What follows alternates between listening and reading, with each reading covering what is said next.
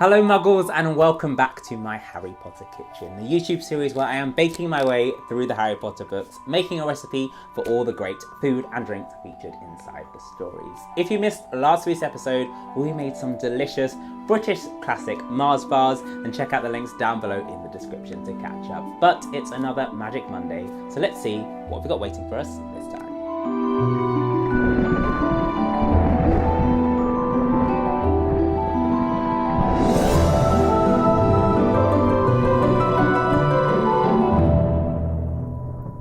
If you are a massive Harry Potter fan just like me and you don't want to miss a thing from my Harry Potter kitchen, then make sure you hit that subscribe button and click on the notification bell so you don't miss a thing when we release a new episode every week. But without further ado, we are on the Hogwarts Express, so let's see what's waiting for us next.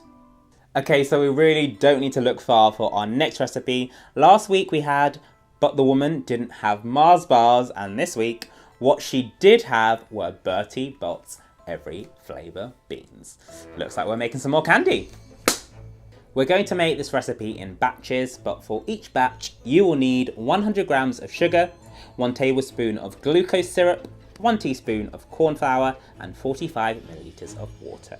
You'll also need to make some sugar syrups for your flavourings, which I've made with 1 cup of sugar and 1 cup of water. Now, if you've never tried Bertie Bott's every flavour beans before, then they are a soft and chewy jelly bean with a hard outer shell that are flavoured in some weird and wonderful flavours. But the book actually does help us out here and gives us a little clue of what they should be. When they say every flavour, they mean every flavour. You know, you can get all the ordinary ones like chocolate and peppermint and marmalade, but then you can get spinach and liver and tripe. Then the chapter also mentions sprouts, toast, coconut, baked beans, strawberries, curry, grass, coffee, sardines and pepper. So we've got quite an array of flavours here, but let's get into the kitchen and cook some up.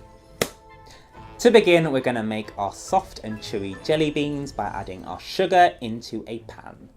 Next, you need to add in your glucose, corn flour and your water, and then heat on medium until it begins to boil. Add in a sugar thermometer and we're going to bring this up to 120 degrees Celsius or until it hits soft ball temperature.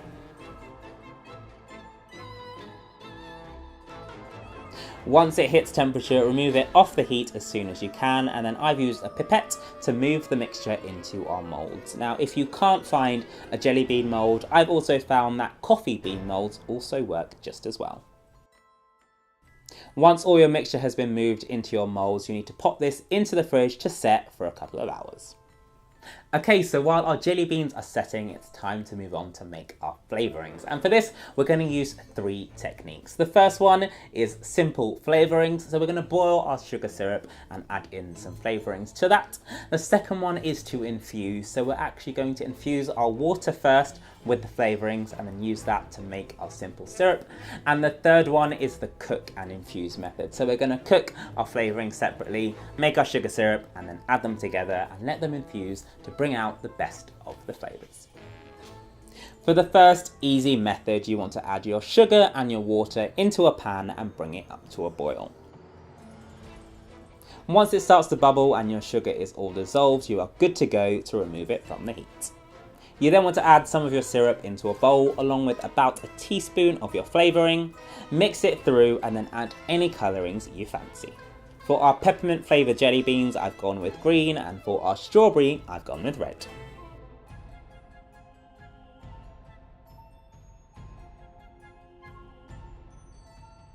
Stage 2 is the infuse method, and I'm using this for our spinach and our sprouts. All you need to do is cook off your vegetables in some hot water, bring it up to the boil and squeeze it out as you go. You'll know that it's ready once the vegetable is all cooked and the water actually starts to go green. Don't throw this away though, we're going to use this water to make our simple syrup. So we're going to add our sugar and our green water, bring it up to the boil until all the sugar has dissolved, and this is going to be the syrup we use to make our jelly beans. You can also colour these as you wish. The third and final method is to cook off our flavourings before we add them to the syrup, and this is what I'm using for the liver, the tripe and our sardines. All you need to do is add some oil into a frying pan and then fry your ingredients for a couple of minutes on either side until they are nice and cooked. But we want to make sure that we keep all of the oil, as that's where the juices are going to be. Once you've made your sugar syrup, then all you need to do is cut up some of your cooked meats or fish and then add them into your sugar syrup.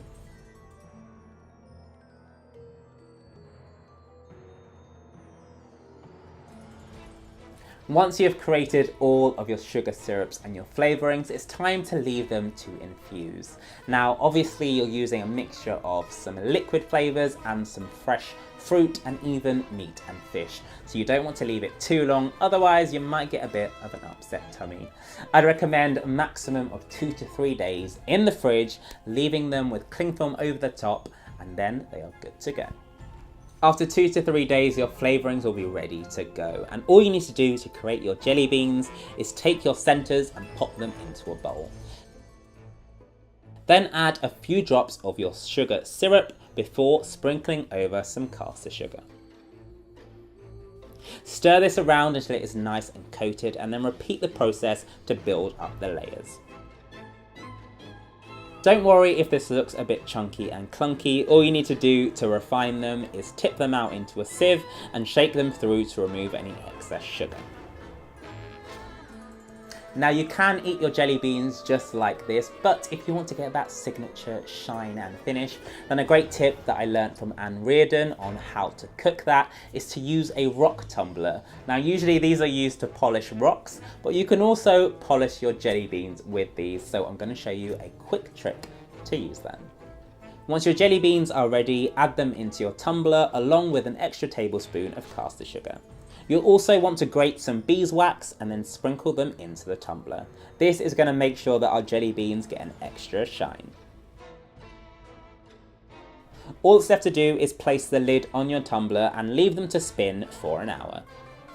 The extra tablespoon of caster sugar will prevent your jelly beans from sticking together. So after an hour, you want to tip them out, sift them again, and just put the jelly beans in on their own. Give them another 45 minutes and then they will come out nice and shiny. Repeat the process for the rest of your jelly beans and then we are good to go.